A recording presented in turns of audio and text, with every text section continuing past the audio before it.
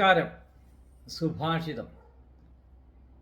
ഗുണോ ഭൂഷയതേ രൂപം, ശീലം ഭൂഷയതേ കുലം, സിദ്ധിർഭൂഷയതേ വിദ്യാം, ഭോഗോ ഭൂഷയതേ ധനം.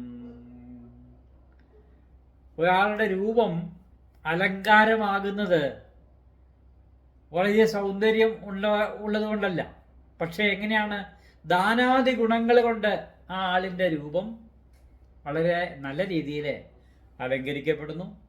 അതേപോലെ ശീലങ്ങൾ, നല്ല ശീലമുള്ളവരുടെ ഉള്ളതുകൊണ്ട് അവരുടെ കുടുംബം, കുലം അലങ്കരിക്കപ്പെടുന്നു.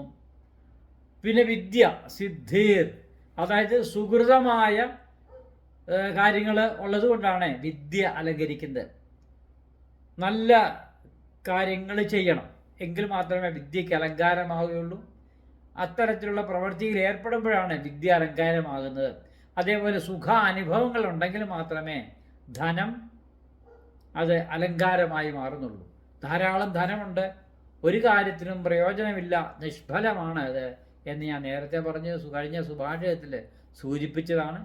അപ്പോൾ സുഖാനുഭവങ്ങൾ ആണ് ധനത്തിൻ്റെ അലങ്കാരം.